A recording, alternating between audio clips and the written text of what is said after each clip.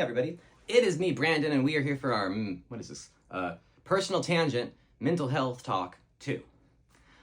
We're in a more comfortable place. It's a better place to talk about mental health.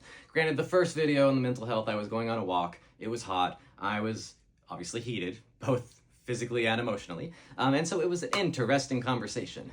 So anyone who watched that one, thank you for watching that and being patient with me as I worked through that.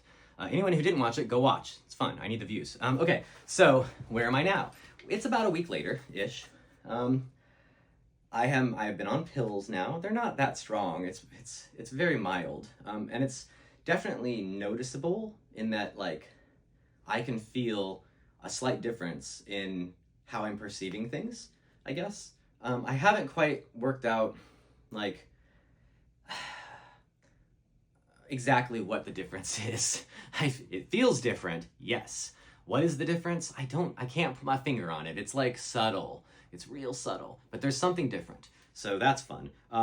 This is all connected to addiction. So I'm in like an addiction recovery therapy kind of thing. It still takes several weeks before I kind of get going with this. I'm being like, going through the intake process, being assessed, So that's fun. I have quit alcohol and I have quit nicotine in my life. So I'm about to try, quitting an addiction number 3, the only other addiction that I want to quit. So that's fine. That's going to be an interesting journey. I'm working through it, definitely.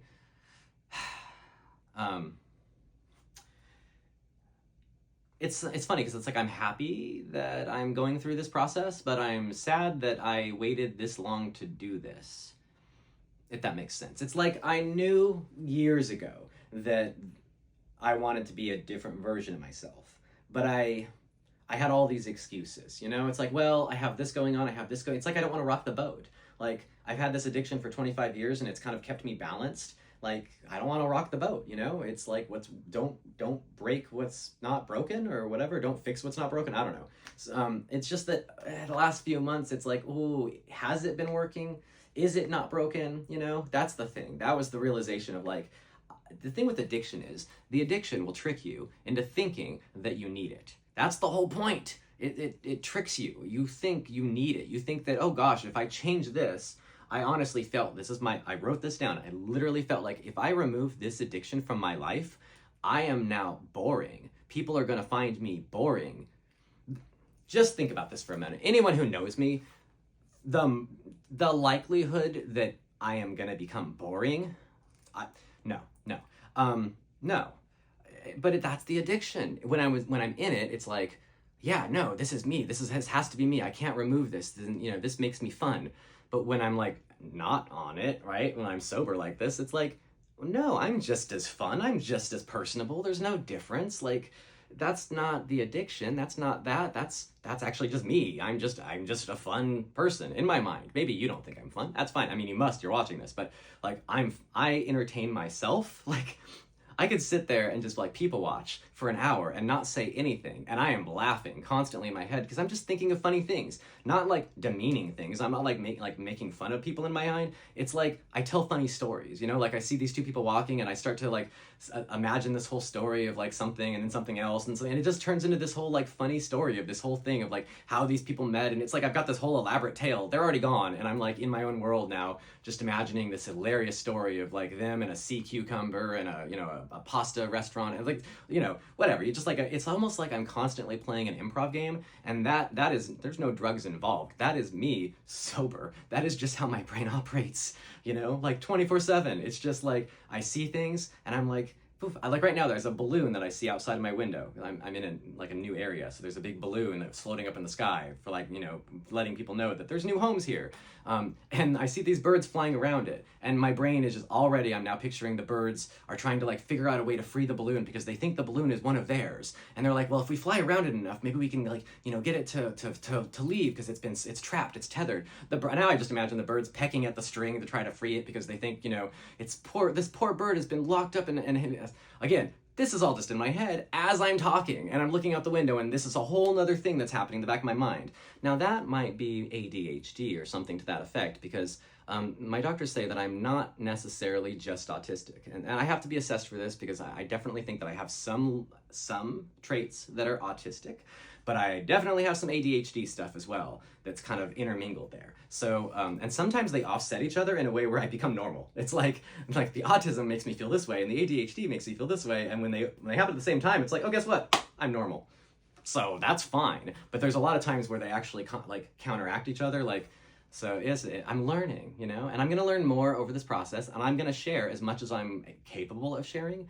But I have to process it first, and then I can share. I can't I tried earlier to share throughout the week of how I was processing things, but it was honestly sounding like I was just some like an entitled rich kid just complaining about life. It didn't feel like me, but that was just because at that point I was still processing. So there was processing happening. What else do we have? Oh, the only thing about this is that my sleep patterns are off. I haven't been able to sleep as much. I haven't been able to stay asleep very long. I haven't been able to remember my dreams, although I'm never able to, but it feels like I'm having a harder time now even.